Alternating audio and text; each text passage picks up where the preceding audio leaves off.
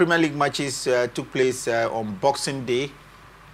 And first, let's look at the former champions, so to say, or the defending champions in the Premiership in England. Manchester City at the Etihad Stadium, their own stadium, had Everton to welcome. They did welcome them, but Everton came to the Etihad, was able to snatch 1 point courtesy of a 1-1 draw played at the Etihad Stadium. There was a notable penalty miss, and who did miss it? Eland. And it looks like the woes of the citizens from Manchester is continuing. Yeah, definitely continuing. It's a very, very terrible moment, disappointing moment for Manchester City. They were leading in that game after we saw that 40-minute goal from Bernardo Silva, but were not able to hold their own in that particular encounter until we saw that, and of course, equalizer, from Everton. Now, Erling Haaland actually got a penalty, free penalty for him to have, of course, converted in that game, and he actually missed that. I don't know, it was as a result of tension, maybe the pressure that is actually coming on the team, talking about Manchester City at this point in time. Really, really, a poor state, a disappointing moment, a terrible moment for Manchester City. We'll just hope that they bounce back. They are, I think, 7th on the log now, if you take a look at it. And winning the title is now a difficult task. I think they're about 12 or 13 points behind league leaders Liverpool. And for me, that would be a tall mountain to climb when you talk about winning the title. I think what they should be fighting for at this point in time is the top 4 spot. Even the top 4 spot is very difficult because you have teams like Chelsea down there in 2nd position. You have teams like Arsenal Football Club as well, also fighting. Nottingham Forest, they've also stepped up the ladder as well. So Manchester City, they really have a lot at this point in time to do if they really want to get back, to that top 4 spot. But the season is still very open. Anything can happen. Liverpool might drop point, Arsenal, Chelsea, and the rest of the team. So we'll just look forward to see how the season will unfold in the remaining games. In the other fixture we saw at on Boxing Day, Bournemouth played out a goalless draw with Crystal Palace. But talking about dropping point, Kingsley, Chelsea, everybody knows now, drop 2 vital points at Stamford Bridge, their own home ground, against West London side, Fulham. No one saw this one coming, going by the number of times Chelsea has won recently, and even by the number of goals they scored as well. But this one, Fulham scored 2 against 1 scored by Chelsea at Stamford Bridge. I didn't even see that coming at all, because Chelsea were leading in that game as of the first half. When I actually monitored that particular, they were leading. Not until the second half, where we saw those... Not until the 80th minute, 10 minutes to go. Where we saw those goals coming from Fulham. It was very, very shocking. The winning goal came in the 90 plus 5 minutes of added time, deep into, added time for that fixture. And that was heartbreaking for Maresca and his boys.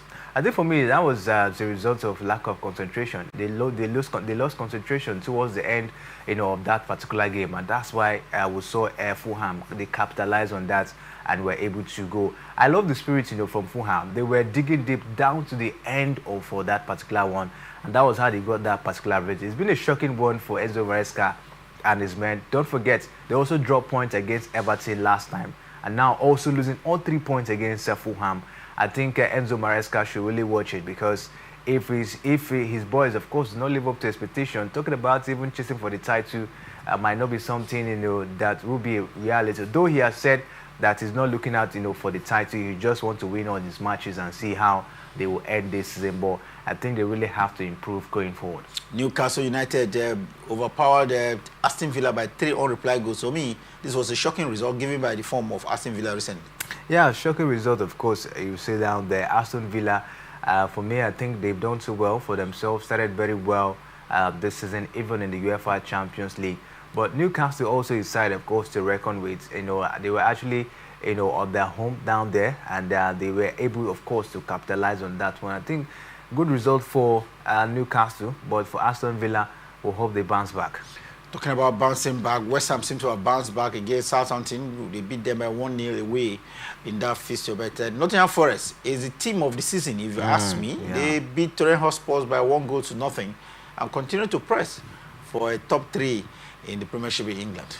Impressive one for Nottingham Forest. They've been a surprising team so far this season. I'm really, really surprised with their level of performance. I can't forget what they did to Liverpool at the earlier part of this season. I also saw them, of course, competing with big teams like Manchester City in a very remarkable fashion. That was really, really an impressive victory for them. And that victory took them to the top 4 spots on the table.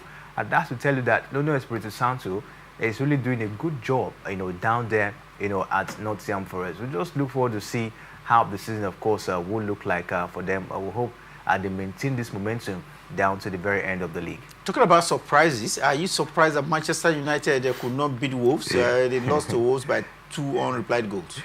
Am I surprised? Not really surprised, because Manchester United, they're not in the best of form. They're not in a good state at this point in time. We saw them lost to Bournemouth last weekend, 3-0, and then coming to Wolves, to lose as well. Because Captain Bruno Fernandes was given a red card? Yeah, he was red carded in that game. But Bruno Fernandes as well is so fond of taking cards, of recent. I don't know really what's his problem. Maybe the pressure on him trying to make sure he deliver on the pitch of play, and all of that probably might be a reason for this. But for Manchester United, it's been a very poor one. For me, I don't know if Ruben Amorim will be regretting why he made that decision to come down to United. But he's there already. That means he have to fight his battle in taking Manchester United from where they are. A very bad state at this point in time. They are United as at this point in time, they are seated 14th, on the league. So for me, Ruben Amorim has a lot of work to do. Manchester United players as well, they also have a lot of work to do if they don't want to find themselves in relegation. Bruno Fernandes, captain for Manchester City, definitely will be missing in their next fixture coming up on Monday. And talking about next fixture, Arsenal didn't play on Boxing Day, but they have a fixture against Ipswich. And if they do win that one, they have a chance of getting to the second place position on the Premiership League table, and of course reduce the point gap between them and the toppers, and Liverpool, right?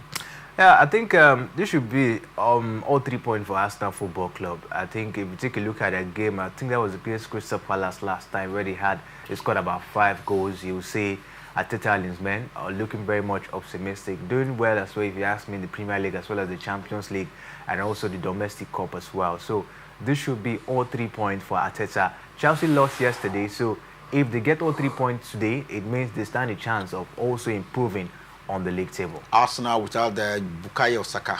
Yeah, I think, but that might not really be a worry against an Ipswich side. We understand this Ipswich side, on a normal day, can be a very stubborn side. But I think with the energy and optimism of Arsenal Football Club, they can be able, of course, to put them down tonight.